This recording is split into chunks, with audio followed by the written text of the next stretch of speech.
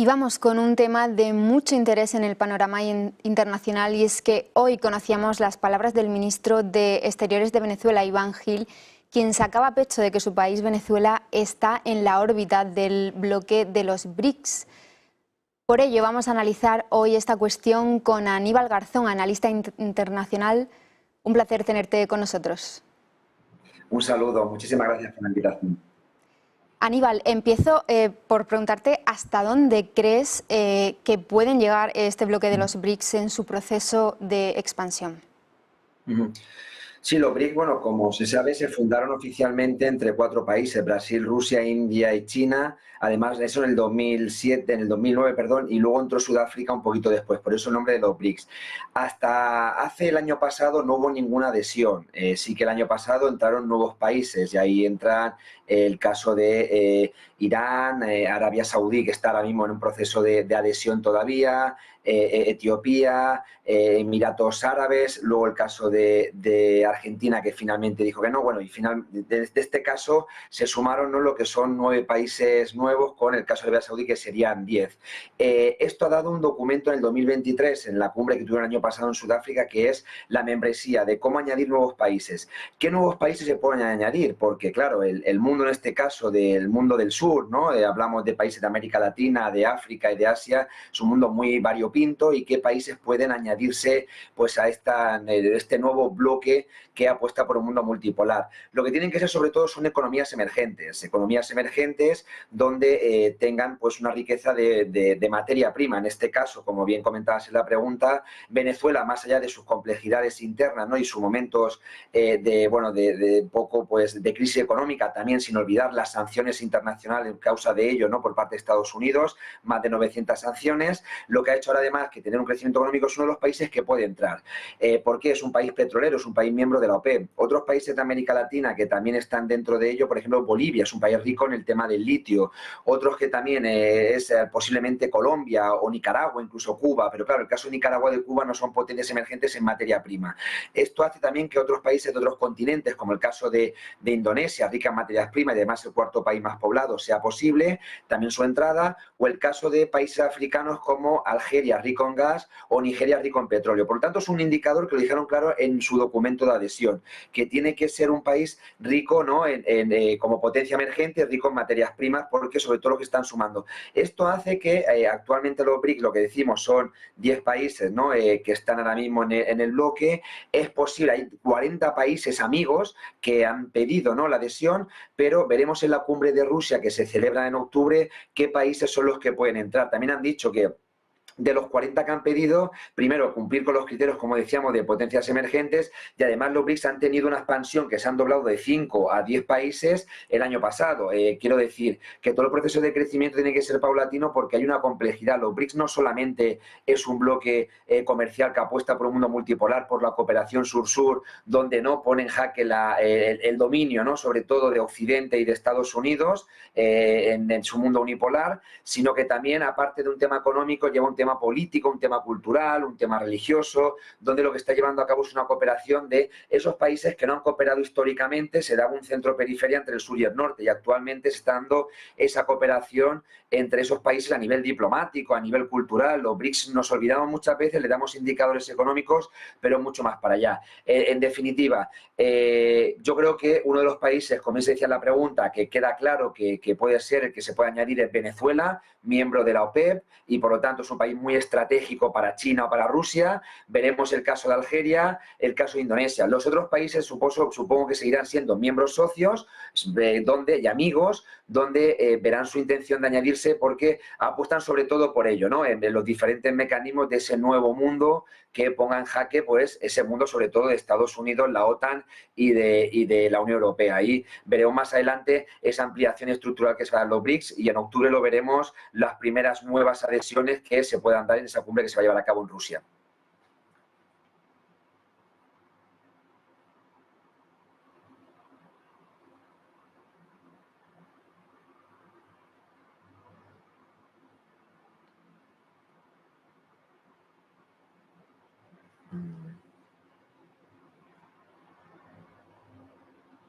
Decía Aníbal que justo te quería comentar sobre esa cumbre de octubre, ¿no? Donde el tema de la desdolarización va a ser uno de los puntos importantes. ¿Hacia dónde crees que van a ir orientadas esas medidas que se puedan tomar?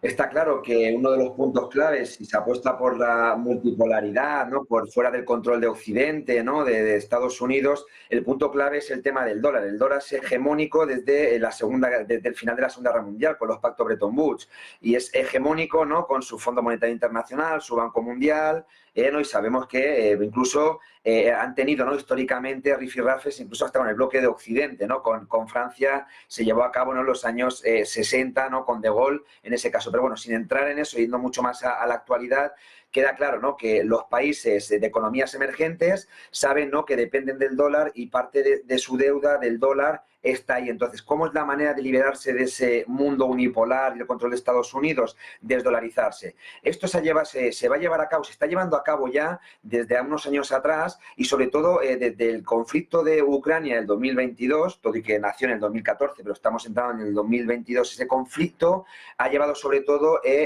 proyectos pilares de desdolarización como el caso de Rusia, que son dos puntos claves en el tema de la desdolarización. El primer punto es la cooperación bilateral entre los países miembros de los BRICS, que su comercio evitan el dólar y entonces lo potencian con sus monedas locales. En este caso, el ejemplo claro es entre Rusia y China, donde Rusia, por ejemplo, ¿no? Con las sanciones que se ha llevado a cabo, ha quitado el tema del dólar lo máximo posible en su comercio internacional porque le impiden, ¿no? En muchos temas financieros, el SWIFT, ¿no? De diferentes mecanismos internacionales, utilizarlo y, por lo tanto, que pueda utilizar otras monedas con el yuan, con el rublo, hacen un comercio. Rusia compra a China con su moneda, el rublo, y China compra con el yuan. Y de esa manera pueden cooperar tranquilamente porque son países que cooperan económicamente de manera férrea. Tiene una cooperación muy elevada en la compra, ¿no? Del tema del gas, de materias industriales, el tema de tecnología y, por lo tanto, ese es el primer paso de manera de cooperación bilateral. Ahora, luego tenemos una cooperación multilateral que también se ha puesto en el caso de los BRICS, que es crear una moneda virtual, al igual que se utilizaba el euro virtualmente de un inicio, ¿no? Que se llamaba ECU en los años 90 y luego ya pasó a moneda física,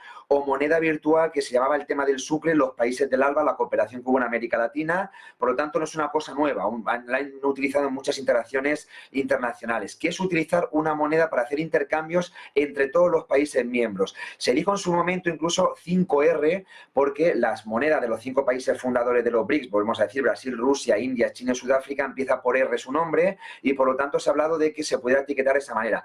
Sí que es verdad que se necesita una arquitectura financiera. No olvidemos que hay un banco de los BRICS, ¿no? Que está en Shanghái, que Dilma Rousseff, la presidenta de Brasil, es la presidenta del banco, pero hay que utilizar otro tipo de mecanismos porque ya no es simplemente un banco como fuese el Banco Mundial de dar préstamos, sino aquí ya estamos hablando de un tema financiero, de un tema que poner una moneda común. ¿Cuánto es el valor de esa moneda común? ¿Cómo poner un valor según las materias primas de los países miembros?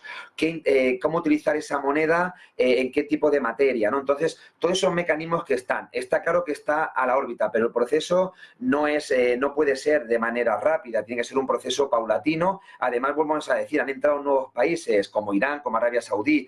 Un aspecto clave, por ejemplo, en el tema de la desdolarización es el tema de cómo Arabia Saudí quitó el convenio del patrón dólar. No olvidemos que cuando se quitó el patrón oro en el año 71, en el año 73 entró con el tema de la OPEP, el crecimiento del precio del petróleo, entre lo que fue el patrón petrodólares, donde Estados Unidos hizo un convenio con Arabia Saudí, con 50 años solamente se pudiese comercializar con el dólar el tema del petróleo que vende Arabia Saudí. Hoy en día Arabia Saudí ya ha roto o ya se ha cumplido ese convenio 50 años después, 2023, y hoy en día Arabia Saudí puede vender o comprar su petróleo con otro tipo de monedas como la moneda china. Estos son mecanismos de desdolarización. Hoy en día hay confianza en otras monedas como la rusa, como la china, como la India, pero claro, hay que ver un poco pues cómo crear todo ese tipo de estructura que no es un proceso lento. Entonces vemos ahí la cooperación y el comercio directo entre dos países y hay que ver un poquito ahora la cooperación bueno, pues más multilateral que se vaya a cabo entre los BRICS. El proyecto está ahí, se está debatiendo, se habló incluso el año pasado en la conferencia de Sudáfrica, perdón, en la cumbre de Sudáfrica, se va a hablar en la cumbre de octubre en Rusia. Se está llevando a cabo diferentes mecanismos, ¿no?, y planificaciones y creando tipos de estructura, como hemos dicho, el Banco de Desarrollo de los BRICS. Esto está ahí, pero es un proceso que no es cortoplacista, dentro de 1 o 2 años, sino que tiene que sumar sobre todo para dar confianza. Y cada vez más países, sin alargarme mucho más, cada vez más países del sur están confiando en tener otro tipo de monedas. Ahora, el debate es que un país que tiene muchos dólares todavía en su reserva es China, es el país que tiene más deuda de Estados Unidos. Por lo tanto, es un proceso que también China se tiene que liberar del dólar, porque si se desdolariza la economía y todavía tienen sus reservas, China se empobrece. Que un país que ha llevado a cabo eso por el bloqueo ha sido Rusia. Por lo tanto, China tiene que dolarizarse y cada vez más países tienen que confiar en una nueva estructura, sobre todo si finalmente se crea esa moneda propia de los BRICS, empezando virtual, veremos si finalmente acaba en algo físico, pero todo todavía está en emergencia, en un proyecto de cambio, donde sí que es verdad que cada vez Estados Unidos ve más amenazada su hegemonía y su hegemonía del dólar, porque hoy en día hay contraproyectos contrahegemónicos, como es el caso de los BRICS, y una nueva moneda que también está en el aire para que se lleve a cabo en el nuevo mundo multipolar. También conocíamos hoy, Aníbal, que Palestina, ¿no?, es posible que presente esa solicitud de adhesión de cara a octubre. ¿Qué crees que implicaría la entrada de este país? Sí, yo creo que hay que diferenciar en el tema de los BRICS y en el documento del año pasado, 2003, la membresía de los BRICS, entre lo que son los países miembros y lo que son los países socios. Países miembros son lo que dijimos, los 5 nuevos que entraron, ¿no?, como el caso de Irán, Arabia Saudí, Emiratos Árabes, ¿no?, los países que hemos dicho, que entraron, que se hacen miembros oficiales al 100%. Uno de los países que está dentro de ello, ¿no?, incluso lo que decías, el canciller Gil de Venezuela, ¿no?, ha dicho ya que seguramente que sea un país miembro oficial, y entonces a partir de ahí tiene un voto, porque no olvidemos que los BRICS se deciden en consenso, tienen, ¿no?, su arquitectura, ¿no?, decíamos, económica, tiene el banco de acuerdos de contingencia, el banco de desarrollo, todo eso está dentro de los nuevos miembros que se hacen oficialmente al 100% y en esas estructuras, como un país que entrase en la OTAN, la Unión Europea, en cualquier estructura supranacional. Ahora, luego tenemos los países socios que un país socio, por ejemplo, en el caso este, es lo que decíamos, Nicaragua o Cuba, que no son potencias emergentes ni tienen más riqueza en materia prima, pero son países que colaboran. Y este es el caso de Palestina. Palestina seguramente es un país que va a acudir a la cumbre de Rusia, va a estar allí, ¿no?, dentro con 40 países, incluso se llaman los BRICS más, los países amigos de los BRICS, los países socios, donde hay muchos que quieren entrar, Algeria, Turquía, lo que decíamos, ¿no?, Indonesia, muchos países africanos de Asia, de América Latina, han pedido, ¿no?, el poder entrar. Entonces son países que quedan como invitados, que acaban entonces colaborando, no al 100% en todas las estructuras, pero sí en aspectos, lo que decíamos, aspectos de cooperación educativa, aspectos de cooperación de juventud. Y entonces este es el caso de Palestina. ¿Qué es lo que tiene el caso de Palestina? Que entre como país socio, no miembro pleno oficial, pero sí socio, pero porque esto tiene una lectura. Primero de todo es porque los BRICS están apostando porque Palestina sea un Estado oficial, que se llegue a los acuerdos de 1967, que se acabe con el genocidio de Gaza, que tengan, ¿no?, la posibilidad de ser un miembro también permanente y oficial en el tema de la ONU. Por lo tanto, el hecho de invitar a los BRICS es que está intentando apostar lo máximo posible por una resolución de ese conflicto, una resolución de esa guerra o ese genocidio que se está llevando en el caso de Gaza. Y esto es lo que tiene. Entonces, oficialmente, como ser miembro pleno, Palestina no lo va a ser, pero sí que es un miembro socio que se suma, y de esta manera los BRICS van a llevar un discurso más elaborado por crear sobre todo eso, ¿no?, una pacificación en Oriente Medio en este caso. No olvidemos que en el caso de China, que es un miembro de los BRICS, llevó a cabo un proceso de paz muy complejo, llevando a que Irán y Arabia Saudí sean miembros, y por lo tanto se llevó un proceso de paz en Yemen. Pues en este caso, ¿no?, entrando los dos países de la estructura de los BRICS. En este caso se apuesta con Rusia, con Brasil, con China, ¿no?, entran, y entonces lo que quieren sobre todo que haya un proceso de paz, y con Palestina como miembro socio. De esta manera poder cooperar lo máximo posible a nivel diplomático con la autoridad palestina ahí. Y eso es lo que tenemos que ver que va a ser. No va a ser un miembro asociado, un miembro socio pleno, pero sí un miembro asociado para que pueda cooperar lo máximo posible por la apuesta de la paz que hacen los BRICS. Los BRICS, y en resumen, apuestan dentro de este mundo multipolar por la cooperación sur-sur, por la coexistencia pacífica, por la resolución de conflictos, y esto es de suma importancia. Muy bien, Aníbal, pues muchísimas gracias por tu amplio análisis.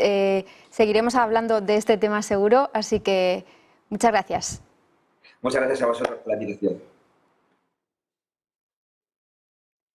Y ahora unos minutos de publicidad y seguimos con más noticias aquí en Negocios Televisión.